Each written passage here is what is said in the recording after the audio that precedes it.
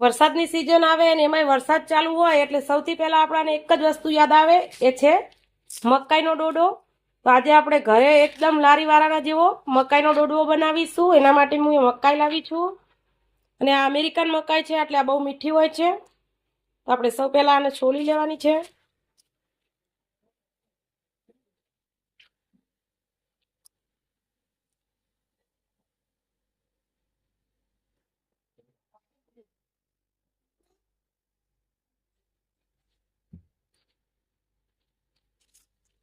મેં 3 લીધી છે.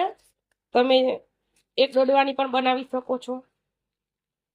પણ એટલી બધી ટેસ્ટી લાગે છે કે જો આ રીતે એક વખત ઘરે બનાવી લેશો તો પછી લારી ઉપર ક્યારેય નહીં તમે લેવા જાવ ડોડવો, ઘરે જ બનાવશો.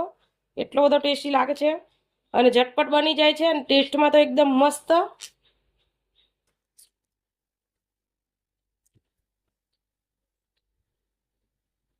આ રીતે એકદમ સરસ આપણે બધી મકાઈને છોલી લેવાની છે.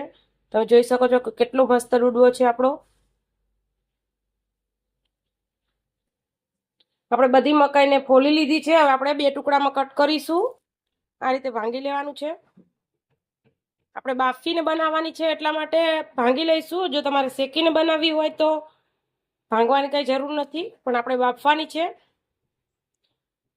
આપણે કુકરમાં લઈ લઈશું. આપણે અડધી મકાઈને આ રીતે 2 કટકામાં કટ કરી લીધી છે ને આપણે એક મકાઈના ડોડવાને ગોળ ગોળ કટ કરીશું આ રીતે.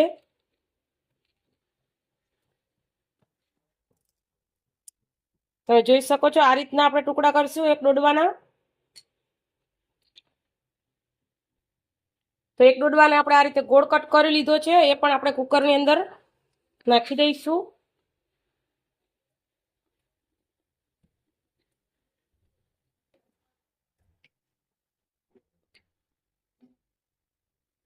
હવે આપણે પાણી નાખીશું 2 ગ્લાસ. 1 ચમચી મીઠું નાખીશું. સરસ હલાવી લઈશું આપણે. હવે આપણે ઢાંકણ રાખી અને 3 વિસલ કરી લઈશું. આપણે 3 વિસલ કરી લીધી છે અને એકદમ સરસ આપણી મકાઈ બફાઈ ગઈ છે. ચાલો હવે આપણે મકાઈની ડીશ બનાવી લઈએ.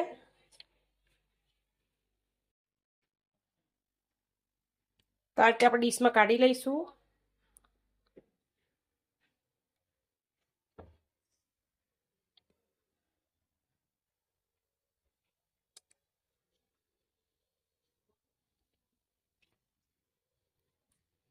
બધી મકાઈ આપણે એક ડીશમાં લઈ લીધી છે. હવે આપણે ઉપર મસાલો કરીશું. મસાલામાં અહીંયા મીઠું અને મરચું લીધું છે. મેં મોડું મરચું લીધું છે. હંમેશા મકાઈ ઉપર મોડું મરચું જ છાંટવામાં આવે છે. બહુ તીખું હોય તો આપણને હોઠ ઉપર બરે, તો આપણે છાંટી દઈશું ઉપર.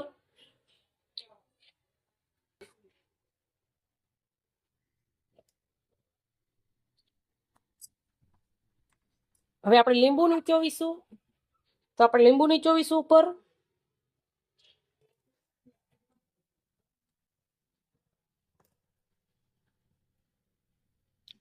સરસ રીતે મિક્સ કરશું.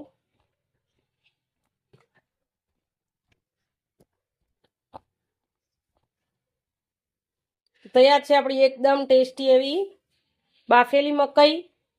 અને જો તમારે ડોડવા ઉપર લગાડીને ખાવું હોય, આ રીતે ટુકડા ના કરવા હોય તો પણ તમે કરી શકો છો અને બહુ જ મસ્ત લાગે છે. તો આ વરસાદની સિઝનમાં એક વખત આ રીતે મકાઈનો ડોડવો બનાવીને જરૂરથી ખાજો. અને જો તમને મારી આ રેસીપી ગમી હોય તો લાઈક, શેર અને સબસ્ક્રાઈબ કરવાનું ભૂલતા નહીં. આવજો ને જય શ્રી કૃષ્ણ.